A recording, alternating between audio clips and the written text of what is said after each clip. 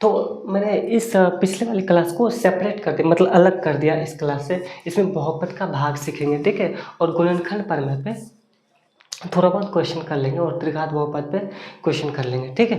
तो देखो, पहले बात, बहुपद का भाग कैसे निकालेंगे? सिंपल, तो कुछ नहीं करना। सबसे पहले आपको अगर पी एक्स बटे जी एक्स निकालना है तो सिंपल जैसे भाग देते हो वैसे लिखो। कैसे देते हो? उससे पहले यहाँ पे भाजक क्या है? भाजक मतलब जिससे भाग देते हो, एक्स प्लस वन। हमेशा बहुपद को घात के कैसे लिखना है? आरोही क्रम में लिखना है, सॉरी अवरोही क्रम में लिखना। घात के अवरोही क्रम, यानी बड़ा घात वाला जो पद होगा उसको पहले लिखना है और छोटा घात वाले पद को बाद में लिखना है। तो बताओ x प्लस वन क्या ये अवरोही क्रम में है? यानी घात के अवरोही क्रम में, मतलब x का जो घात है वो 1 के घात से कम है या ज़्यादा? अच्छा बताओ, तो x का घात यहाँ पे कितना है? बताओ सर 1 है, बिल्कुल सही। 1 का घात कितना है? बताओ सर 0, तो सही है, कोई बात नहीं। तो एक बना तो पहले x प्लस का 1 लिखो, फिर भाग का साइन दो। इसी प्रकार इसको क्या करो, पी एक्स को घात के अवरोही क्रम, यानी सबसे बड़ा घात कौन है? एक्स क्यूब, फिर 5x² प्लस का 5x प्लस का 1, इससे भाग देना। सिंपल, ध्यान से देखना, एक ही वीडियो में तुम सीख जाओगे, कोई बड़ा रॉकेट साइंस नहीं इसमें। अब इसमें हमेशा जो ये यहाँ पे जो बहुपद लिखा रहेगा उसका पहला पद उठाना। जब तुमने ये फर्स्ट स्टेप क्या था मेरा? पहला स्टेप क्या था? पहला स्टेप था कि घात के अवरोही क्रम में लिख दिया दोनों बहुपद को। फिर इसका पहला जो पद है, यानी पहला पद x है और इसका पहला पद क्या है? एक्स क्यूब है। तो हम हमेशा ध्यान रखना, इसके पहले पद को इसके पहले पद से पहले पद के बराबर करना, हमेशा, ये हमेशा रहेगा। दूसरा स्टेप, यानी ये जो भाजक का पहला पद है वो भाज्य के पहला पद के बराबर करना हमेशा, और साइन के साथ, यानी प्लस है तो प्लस ही आना चाहिए, ये माइनस नहीं आना चाहिए। इतना बात समझ आ? तो बताओ x में कितना से गुना करेंगे कि x क्यूब हो जाएगा? तो सबको पता है सर, एक्स स्क्वायर से गुना कर दो तो x क्यूब हो जाएगा। तो एक्स क्यूब, सॉरी तो यहाँ बन जाएगा एक्स क्यूब। अब एक्स क्यूब को सिर्फ इसी से गुना नहीं करना, अब जो बच गया यहाँ पे इससे भी गुना करो। तो एक्स को 1 से गुना करेंगे तो ये कितना हो जाएगा? एक्स स्क्वायर, ठीक है। अब एक लकीर खींचो, लकीर खींचने आना ना, हाँ। अब ध्यान दो, इसका जो साइन है, हमेशा जो भी साइन इसका जो तुमने गुना करके लिखा, ये गुना करके तुमने जो भी लिखा, इसका जो भी साइन है, इसके प्रत्येक पद का साइन को प्रत्येक पद के साइन को, यानी चिन्ह को विपरीत चिन्ह में बदल दो। यहाँ अगर प्लस है तो यहाँ क्या हो जाएगा? माइनस। यहाँ अगर प्लस है तो यहाँ भी क्या हो जाएगा? माइनस। तो बताओ ये वाला टर्म कैंसिल हो गया कि नहीं? ठीक है। और बचा क्या? 5x² और अब यहाँ प्लस नहीं, माइनस का x²। तो बताओ 5 में से 1 x² गया तो कितना x²? 4x², यानी 4x² बच गया। और जो जैसे लिखा हुआ, बाकी जो जैसे लिखा हुआ है वो लिख दो। यहाँ कितना हो गया? 5x प्लस का 1। यहाँ तक था। फिर यही पहला जो हमने पहले ये रिपीट किया, जो हमने अभी जस्ट हमने गुना करके जैसे ये आया था, सेम प्रोसेस, यानी सेम प्रक्रिया आपको यहाँ पे रिपीट करना, यानी पुनः वही प्रक्रिया अप्लाई करना। तो बताओ पहला पद को इसके पहला पद से मैच करवाना। तो बताओ x को किससे गुना करेंगे 4x² बन जाए? तो साफ दिख रहा है, एक तो सर पहले प्लस है तो पहले प्लस हो गया, पहले प्लस है तो पहले प्लस हो गया, उसके 4 है तो 4, उसके बाद x को x से गुना करेंगे तो x² हो जाएगा, तो 4x हो जाएगा। ये तो बात समझ आ रहा है? तो 4x² ये हो गया, और ये कितना हो गया? अब बताओ, अब ये पूरा को गुना नहीं करना, अभी जिसने तुमने ये वाला से गुना किया है ना, तो इसको 1 से गुना करो तो ये कितना बन जाएगा? 4x बन जाएगा। ठीक है, यहाँ तक आ रहा है समझ? तो फिर साइन को क्या करना? उल्टा करना, प्लस है तो प्लस है तो माइनस, प्लस है तो माइनस, तो ये से ये कैंसिल। अब बताओ 5x में से 4x घटा, यहाँ मैं लिख रहा हूँ 5 में से 4 घटा कितना हो गया? x बच गया, यानी 1x बचेगा। अरे 1x मतलब x, और प्लस का कितना हो गया? 1। अब बताओ x+1 और x+1, तो साफ बात है एक से गुना कर दोगे तो ये x+1 हो जाएगा, और साइन चेंज करना, ये माइनस ये कट के कितना आ गया 0। अब बताओ ये 0 क्या है, ये 0 नहीं है, ये शून्य बहुपद है। ये क्या है, शून्य बहुपद, बहुत इंपॉर्टेंट, शून्य बहुपद है, ठीक है। तो बताओ भागफल क्या आ गया, बताओ तुमने बताया था, अब बताओ जल्दी से बताओ भागफल क्या है। भागफल आ गया x² प्लस का 4x प्लस का 1, और ये कितना हो गया भाज क्या x² + 1। तो बताओ अभी जस्ट गुणनखंड प्रमेय से हम इसको क्या लिख सकते हैं, शून्य बहुपद आ गया। समझो ध्यान से, सैटिस्फाई गुणनखंड प्रमेय मतलब शून्य बहुपद। अगर शून्य बहुपद आ गया तो इसका मतलब x+1 जो है इस बहुपद का क्या हो जाएगा, गुणनखंड हो जाएगा। याद है। अगर ये गुणनखंड है इसका, तो इसका जो घात होगा यानी px/gx को जो घात होगा, क्या घात होगा कि सर इसके घात में से इसके घात को गुण माइनस कर दो, तो 3 घात है और इसके घात कितना है 1, 3 - 1 जो होगा 2, यानी इसका जो घात होगा वो 2 होगा। तो क्या बताओ इसका घात मतलब क्या, भागफल का घात, यानी इसका घात देखो 2 आया कि नहीं, ये सर आ गया। तो आप भागफल सीख गए और गुणनखंड प्रमेय का सत्यापन भी दें। तो देखो एक और अच्छा सा क्वेश्चन हम लोग कर लेते हैं ताकि तुमको प्रैक्टिस हो जाए, तुम खुद से अपने बुक से क्वेश्चन लगा लेना, ठीक है, ये आराम से प्रैक्टिस हो जाएगा, ठीक है। अब gx का हमको भाग देना है किसमें, gx से px में, सिंपल।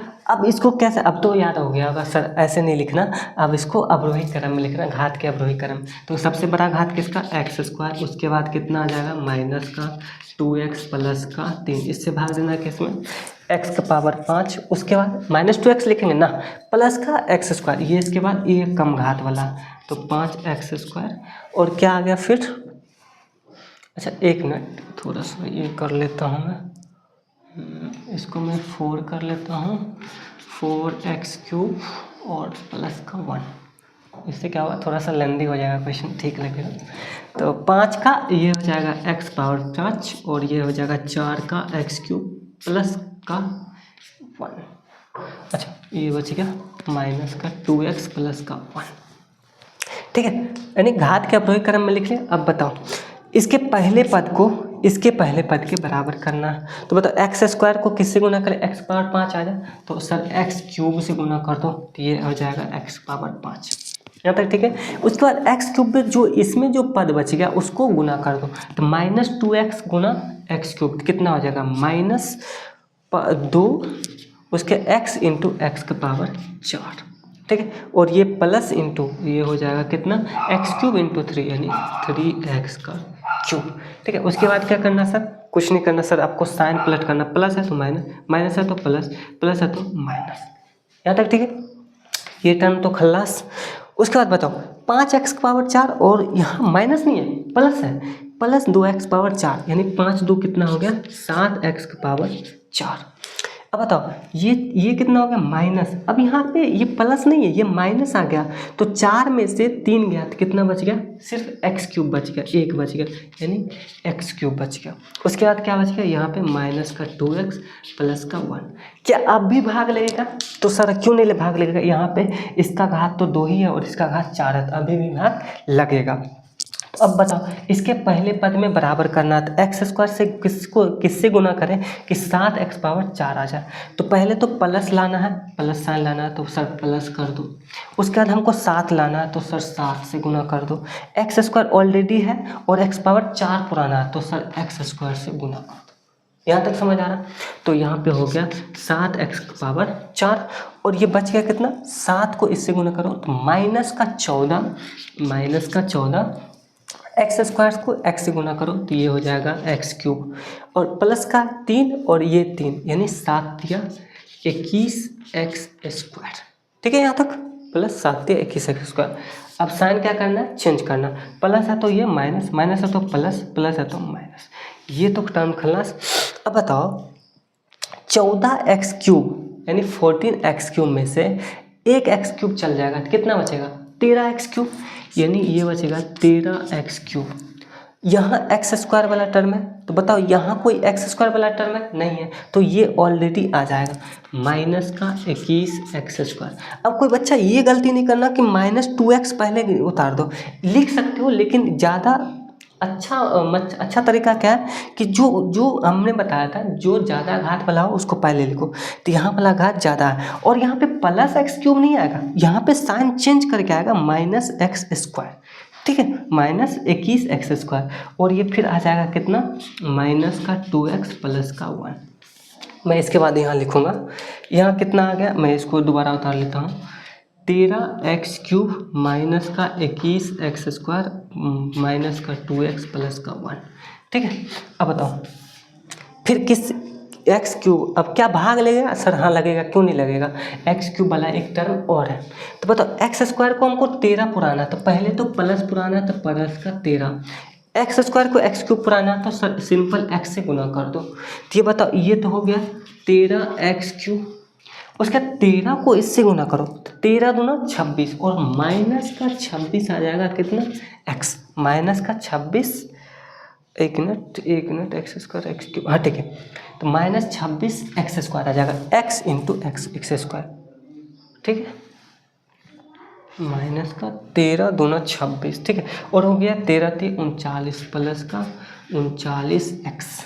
ठीक है, फिर साइन चेंज हो जाएगा, ये माइनस ये प्लस ये माइनस, ये तो टर्म खलास। अब बताओ प्लस के 26x² में से 21 चल गया तो कितना बच गया, 5x²। 21 5 26, 5x²।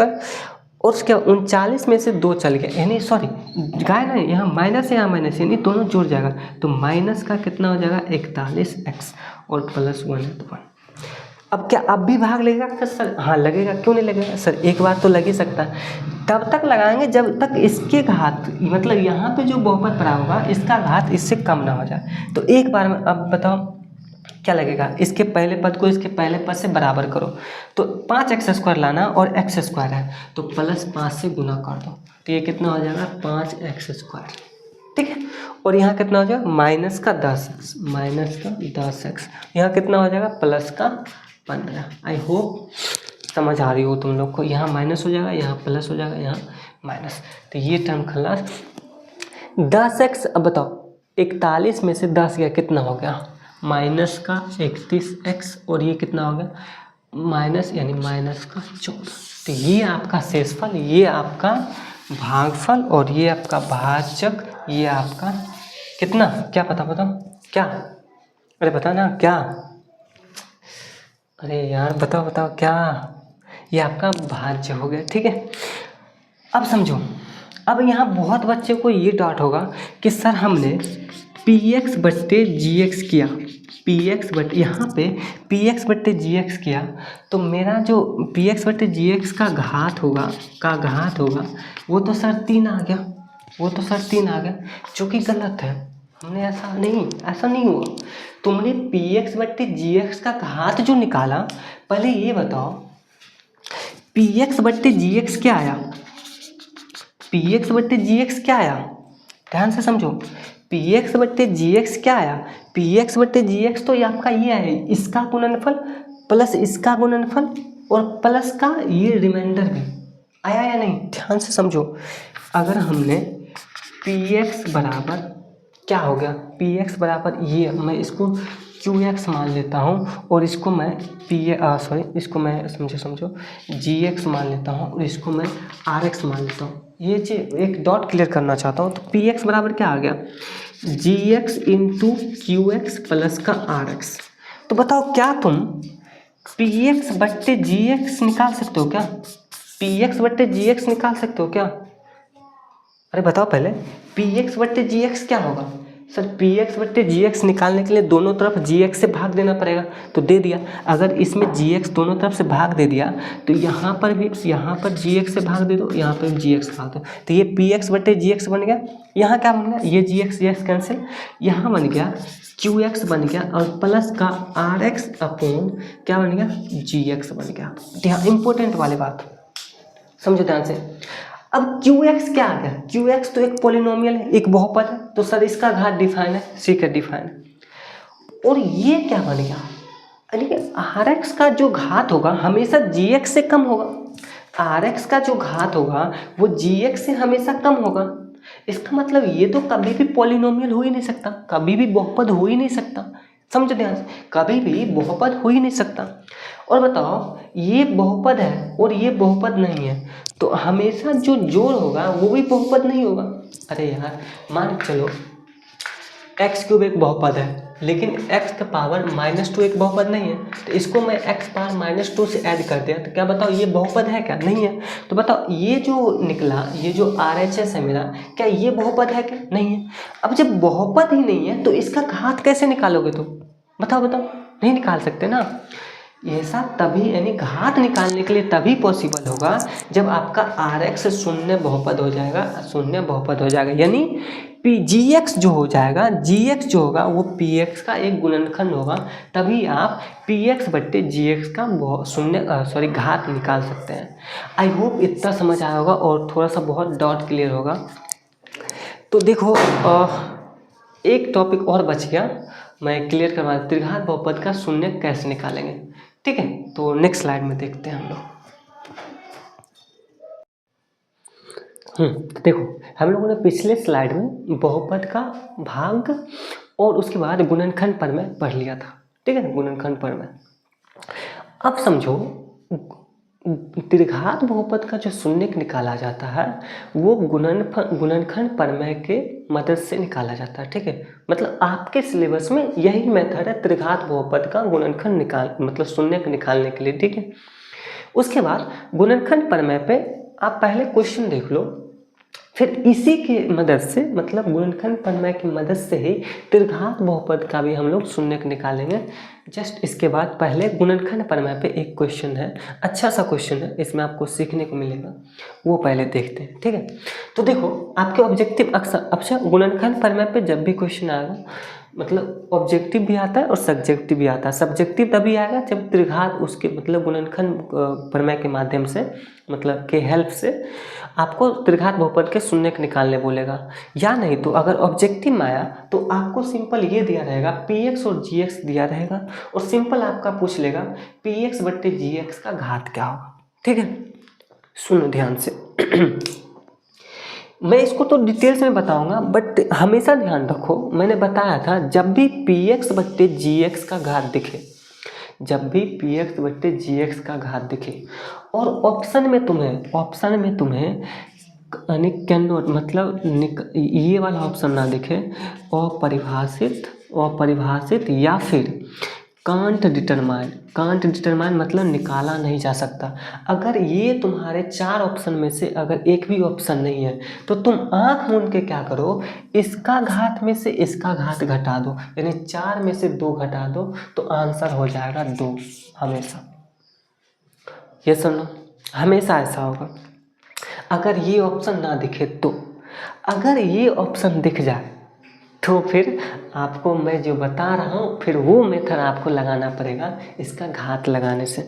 हालांकि अभी तक बिहार बोर्ड में ये कोई ऐसा क्वेश्चन नहीं आया, मतलब ये ऑप्शन नहीं दिया गया है, तो आप आँख मूंद के आराम से मार सकते हो। जब भी इसका घात पूछे तो इसके घात से इसके घात को माइनस कर देंगे। क्यों माइनस करेंगे, पिछले स्लाइड में हम लोगों ने गुणनखंड प्रमेय से सीख लिया था, ठीक है। अब देखो कैसे 2 आ गया, समझो।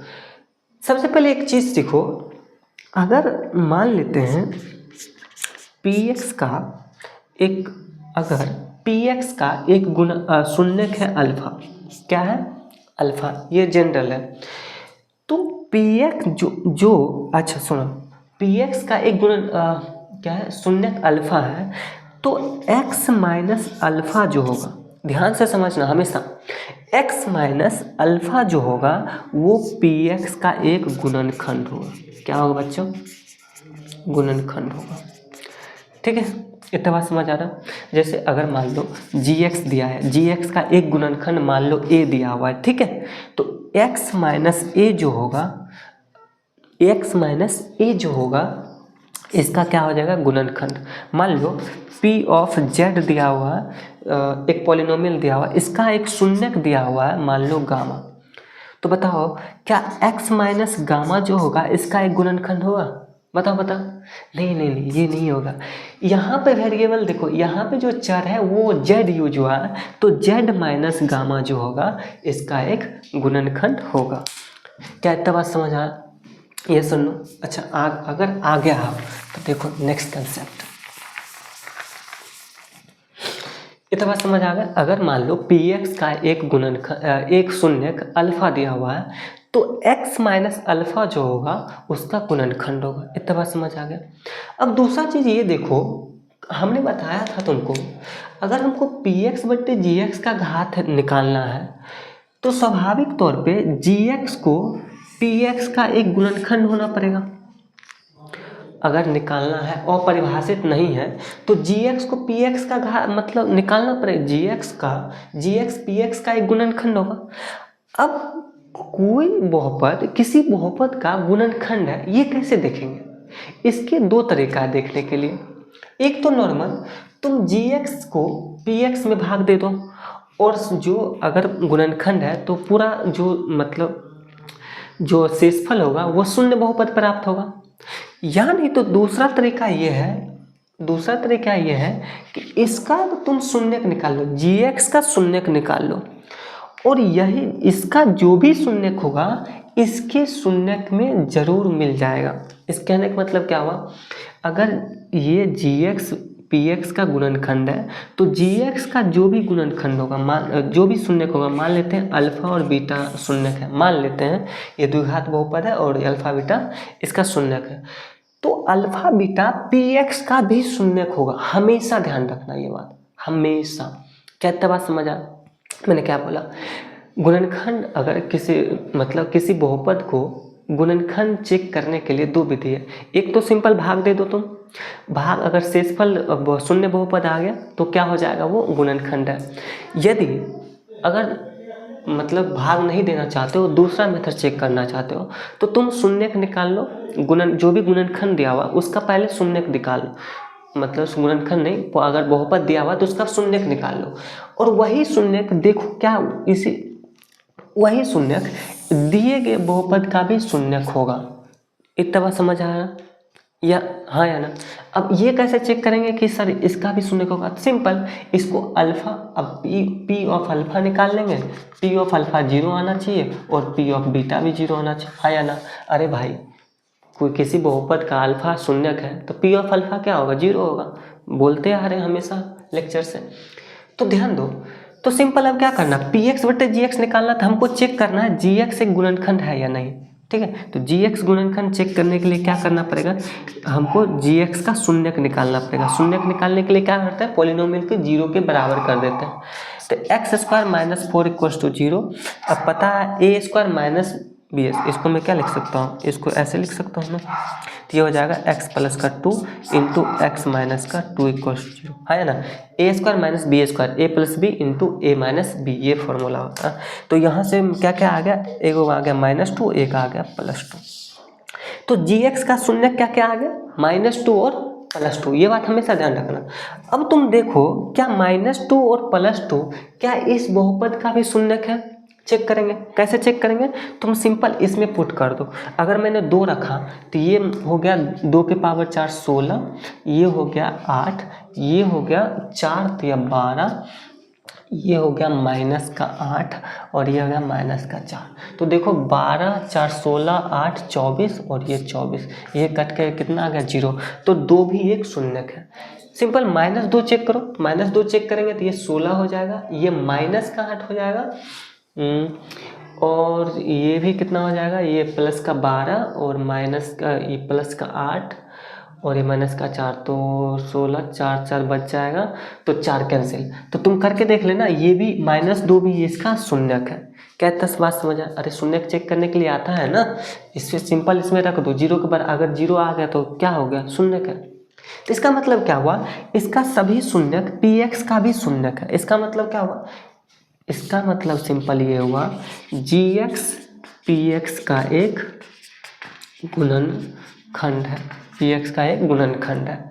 तो इसका अब बता, जब जी एक्स पी एक्स का गुणनखंड है तो बताओ पी एक्स बट्टे जी एक्स का घात कैसे निकालेंगे, गुणनखंड पर में क्या हो जाएगा, यानी पी एक्स का घात हो जाएगा माइनस का जी एक्स का घात हो जाएगा। बस पी एक्स का घात कितना है सर, 4 है, जी एक्स का घात कितना है सर 2 है, तो ये आंसर कितना आ गया, 2 आंसर। तो यहाँ तक ठीक है। वैसे तुम्हारे ऑब्जेक्टिव में आएगा तो आँख मूंद के तुम ऐसे करना, अगर इसका घात पूछा जाए तो आँख मूंद कर इसके घात में से इसके घात घटा दो, सिंपल आंसर उसी का हो जाएगा। ठीक है, अब नेक्स्ट क्वेश्चन हम देखते हैं त्रिघात बहुपद का शून्य कैसे ज्ञात करेंगे गुणनखंड प्रमेय के हेल्प से। ठीक है, तो मैं नेक्स्ट क्वेश्चन लिख रहा हूँ। तो देखो मैंने एक क्वेश्चन लिख दिया है। अच्छा, क्वेश्चन मिस्टेक हो जाए बाद में तो कोई नहीं, थोड़ा हार्ड उड हो जाए तो उसके लिए माइंड मत करना। देखो बोला गया है, क्योंकि मैं खुद से क्वेश्चन बनाया हूँ। ठीक है, अच्छा बोल रहा है यदि 4px इसका, अब देखो ये त्रिघात बहुपद है कि नहीं, यस है। त्रिघात बहुपद इसका एक शून्यक है, क्या है, एक शून्यक है। तो बोल रहा है px के सभी शून्य ज्ञात करें। अब बताइए px के कितना मैक्सिमम शून्य कितना हो सकता है? सर 3, त्रिघात बहुपद है तो 3 हो सकता है। कितना शून्य दे दिया है आपको? एक शून्य दे दिया गया। इतना बात समझ आया? तो इसको कैसे ज्ञात करोगे? अब इसका अच्छा कभी भी आएगा त्रिघात बहुपद का शून्य ज्ञात करने के लिए तो आपको एक शून्य दिया रहेगा हमेशा, क्योंकि आपके सिलेबस में यही है। ऐसा नहीं पूछ देगा डायरेक्ट कि इसका शून्य ज्ञात करो, फिर आप अनुमान से निकालेंगे, एक शून्य निकालोगे, फिर आपको अनुमान से करना पड़ेगा जो आपके सिलेबस में नहीं है। तो ऐसा हमेशा एक शून्य दे रहेगा, बाकी 2 शून्य आपको निकालना पड़ेगा। अब कैसे करोगे, समझो ध्यान से। एक बात बताओ, अगर 4 शून्यक है तो क्या मैं px का 4 एक शून्यक है तो x माइनस 4 इसका एक गुणनखंड होगा कि नहीं? यस और नो? अभी जस्ट मैंने पिछले स्लाइड में बताया था। हाँ सर होगा, बिल्कुल होगा। तो इसका एक गुणनखंड होगा और ये px दिया हुआ है, तो इसमें मैं जब भाग करूँगा तो भागफल जो आएगा वो एक द्विघात बहुपद प्राप्त होगा कि नहीं? बता क्लिक किया कि नहीं? अरे भाई मैंने पूछा, इसको मैं gx मान लूँगा तो बताओ px बट्टे gx का घात क्या आएगा? वो 2 ही आएगा, क्योंकि 3 एक गुणनखंड है, 3 में से एक इसका घात 1 है, 3 में से 1 या 2, तो 2 घात वाला बहुपद क्या कहलाता है? द्विघात बहुपद। अब जब द्विघात बहुपद आ जाएगा तो तुम तो आसानी से फिर निकाल लोगे, जो भागफल आएगा तो उसका आसानी से तुम निकाल लोगे। ये सुनो, अरे द्विघात बहुपद आएगा तो उसका शून्य तुम आसानी से निकाल लोगे ना, क्योंकि पिछले अध्याय में तुमने सीख लिया था। तो इसी लॉजिक से हम लोग अभी देखते हैं इसका शून्य कैसे निकालेंगे। ठीक है, तो देखो, अच्छा सॉरी ये मिट गया मतलब, कोई नहीं, तो डील करना। देखो सॉल्यूशन कैसे लिखना है, सॉल्यूशन अब आपको क्या दिया हुआ, दिया है कि 4px का एक शून्यक है। ठीक है, तो इसका मतलब क्या हुआ, तो गुणनखंड, तो ऐसे लिखो, तो x माइनस 4 px का एक गुणनखंड होगा। शून्य के प्रॉपर्टी से लिख सकते हो अगर ब्रैकेट में लिखना चाहो तो। ठीक है, अब x माइनस 4, अब समझो, तो इसको मैं क्या लिख, समझो ध्यान से, तो px को मैं क्या लिख सकता हूँ, अब माना तुम मान लो gx बराबर है x माइनस 4, तो बताओ px को मैं क्या लिख सकता हूँ, px को मैं लिख सकता हूँ gx गुना qx। यस और नो, हाँ या ना? ये मैंने कैसे लिख दिया, समझो यूक्लिड विभाजन से बताया था आपको कि किसी भी बहुपद को px अपॉन gx को अगर लिखने के लिए तो आपको करना पड़ेगा, यूक्लिड विभाजन से लिख सकते हैं gx गुना qx, यानी भागफल गुना भाज प्लस का शेषफल। अब यहाँ पे gx गुणनखंड है तो rx क्या हो जाएगा, शून्य बहुपद हो जाएगा। यस और नो? हाँ सर हो जाएगा। तो बताइए px को मैंने ये लिख दिया, समझो ये लिख दिया, और qx मैंने अभी भाग विधि से निकाल लेंगे। तो बताओ x, ये तो something x minus 4 into qx हो जाएगा। ये सुन लो, हाँ सर हो जाएगा। अगर हमको px का शून्यक निकालना है तो इसको मैं 0 के बराबर करूँगा, सर करूँगा, तो हमको यहाँ से साफ पता लग रहा है कि ये तो 4, एक शून्यक तो 4 आ जाएगा। यस, और qx आएगा क्या, द्विघात बहुपद, और द्विघात बहुपद का शून्यक तो हम लोग निकाल लेंगे आसानी से। तो सिंपल, अब आपको qx ज्ञात करना है, तो qx ज्ञात करने के लिए आप क्या करोगे, मैं इसको मिटा रहा हूँ, qx ज्ञात करने, यानी qx ज्ञात करने के लिए, ज्ञात करने के लिए क्या करोगे, gx से भाग दो इसमें px में, ठीक है। अब gx क्या है आपका, अगर इसी यहीं पे मैं लिखता हूँ, क्या दिख रहा है आपको, 1 मिनट में देख लो, 1 मिनट, ठीक है ठीक है ठीक है। अब gx को मैं ऐसा करता हूँ, इसको मैं मिटा देता हूँ ताकि मेरे को स्पेस मिल जाए। तो इतना बात समझ लो, तुम लोग खुद से लिख लेना भाई। अब qx ज्ञात करने के लिए gx से भाग देना px में, यानी x माइनस 4 से भाग देना करें किस में, एक्स क्यूब माइनस का 17x² प्लस का 16x प्लस का 144, इसमें भाग देना पड़ेगा। अब भाग तो तुम पिछले अध्याय में सीख चुके हो, बताओ भाग देके क्या आएगा। सिंपल, क्या करना है, पहले पद को पहले पद से मैच करवाना, तो x² से गुना करना पड़ेगा एक्स क्यूब बनाने के लिए, तो ये बन गया एक्स क्यूब, फिर इसको इससे गुना करना पड़ेगा तो माइनस का 4x², यार साइन चेंज करेंगे, इसका प्लस है तो माइनस, ये प्लस माइनस है तो प्लस, ये वाला टर्म कैंसिल। और बताओ -17 में से 4 गया कितना हो गया, माइनस का 13x²।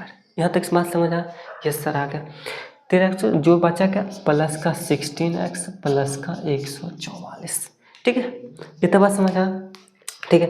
अब क्या हो जाएगा, अब माइनस का 13x² पुराना है, ये पहला टर्म लाना है, तो माइनस का 13x से गुना करना पड़ेगा, यस बिल्कुल सही बात है। तो माइनस का ये बन जाएगा 13x² और इसको इससे गुना करो तो 13 चौके 52, यानी प्लस का 52x, और हो गया 52x, इतना ही करना, माइनस है तो ये प्लस हो जाएगा, ये माइनस, ये कैंसिल। अब बताओ 52 में से 16 गया कितना हो जाएगा, तो ये हो जाएगा माइनस का 36x और प्लस का कितना बच गया 144, और बचाओ अब इसको -36x पुराना, तो माइनस का 36 से गुना कर दो, तो ये -36x प्लस का 36 चौके 144, ये माइनस ये प्लस, ये कट कट के 0 आ गया। अगर आपका समझो, अगर आपका ये शून्य जो शेषफल आया, ये शून्य 0 नहीं आया, यानी शून्य बहुपद नहीं आया, तो फिर आपका भाग गलत है। क्यों गलत है, हम ऐसा क्यों बोल रहे हैं, क्योंकि आपको दिया गया है कि 4 एक इस बहुपद का शून्यक है, इसका मतलब x-4 जो है इसका गुणनखंड है, तो इससे जब इसमें भाग करोगे तो हमेशा हर हाल में आपका शेषफल जो होगा वो 0 के बराबर होगा, ठीक है, यानी 0 यानी शून्य बहुपद के बराबर होगा। तो आपका भागफल क्या निकल गया, आपका भागफल ये निकल गया, यानी qx जो आपका निकल गया वो x² माइनस का 13x माइनस का 36। अब इसका शून्यक निकालने, इसका शून्यक निकालो, qx को 0 के इक्वल कर दो, यानी इसको 0 के बराबर कर दो। अब कैसे हो जाएगा, इसको तो पता मिडिल टर्म स्प्लिटिंग मेथड, यानी बीच वाला पद, यानी पहले पद को इससे गुना करो, 36 को पुराना है 13, तो मेरे को तो साफ दिख रही है भाई कि, अच्छा 1 मिनट,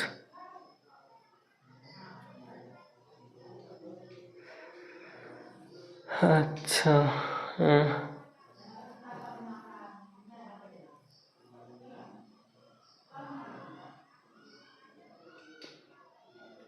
माइनस का 36x, 1 मिनट रुक जाओ। तो ये तो गड़बड़ हो रहा है, ये तो गड़बड़ हो रहा भाई साहब। गड़बड़ क्या हो रहा है कि अगर मैं इसको -9 और -4 में थे तो मल्टीप्लाई करके 36 आ जाएगा ना, ये सुनो बिल्कुल। तो इसका तुम लोग को शून्य का भी कैसे निकालोगे फिर, तो इसका शून्य तो इमेजिनरी नंबर आ जाएगा, इमेजिनरी तो नहीं आएगा, रूट समथिंग में आ जाएगा, समझो।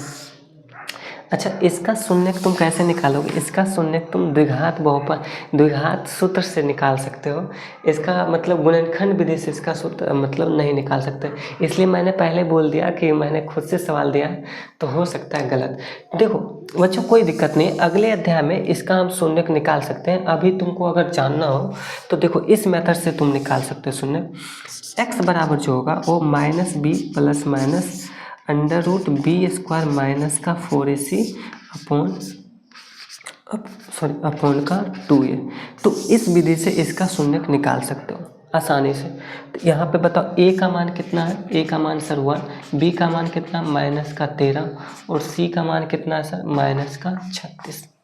तो इस मेथड इस पे बैठा दो, इस पे बैठा दो, क्या हो जाएगा x बराबर यानी शून्य जो निकलेगा आपका माइनस बी, यानी माइनस बी कितना 13, तो माइनस इंटू माइनस का 13 plus minus under root B square, यानी माइनस 13 का स्क्वायर कितना होगा बताओ 169 माइनस 4 गुना ए कितना 1 इंटू कितना हो जाएगा 36। अच्छा ये माइनस का 36 हो जाएगा और अपोन में कितना है 2 इंटू 1। अब ये तुम लोग को नहीं बताया बहुपद में, बट ये फॉर्मूला आता जो क्वाड्रेटिक इक्वेशन जब द्विघात समीकरण पढ़ेंगे ना उसमें बता देंगे। हम पहले ही बोले थे ये क्वेश्चन थोड़ा सा मतलब अलग हो जाएगा, अपने मन से बनाने में अलग हो जाता, तो इसका गुणनखंड विधि से इसका तुम नहीं निकाल सकते हैं, ठीक है क्यों। तो देखो अब इसका ये कितना हो जाएगा 13 और प्लस माइनस 169 में से 36 चौक 144, इसको ये दोनों 36 ये प्लस यानी 169 प्लस का 144, 9 4 13 3 6 4 10 1 11 1 1 2 1 3 यानी 313, ठीक है 9 4 13 3 4 10 1 11, ठीक अपॉन का 2। तो आपका 2 शून्य निकल गया क्या 13 प्लस माइनस, अब 2 शून्य ये प्लस है एक माइनस है तो 2 शून्य हो गया, मतलब यहाँ से अगर मैं प्लस लूँ तो ये 13 प्लस का रूट अंडर 313 बट्टे का 2 और एक हो जाएगा 13 माइनस 313 बट्टे का 2, तो 2 शून्य निकल गया ये, और एक शून्य को ऑलरेडी आपका 4 दिया हुआ है। तो इस मेथड से आप तीनों शून्य प्राप्त हो गया, यानी ये शून्य भी, ये शून्य भी और ये शून्य तो ऑलरेडी दिया गया। आई होप देखो क्वेश्चन थोड़ा सा गड़बड़ हो गया था, कोई बात नहीं, थोड़ा डिफिकल्ट क्वेश्चन हो गया था, कोई बात नहीं, लेकिन आपको कंसेप्ट समझ आना चाहिए, ठीक है कि इस मेथड से हम लोग निकाल सकते हैं। तो आपका बहुपद यहीं पे ख़त्म, और हम अगले क्लास में आपका ऑब्जेक्टिव से सीरीज लेके आने वाले हैं, जो पहला लेसन और दूसरा लेसन को मिला के 100 के अबाउट, मतलब 100 के आसपास ऑब्जेक्टिव रहेगा, ठीक है, और सारे ऑब्जेक्टिव को कवर करने वाले हैं। डोंट वरी अबाउट दिस कि मतलब आपके पास कोई डॉट नहीं होगा उस सीरीज को देखने के बाद। तो पढ़ते रहिए, all the very best, smile.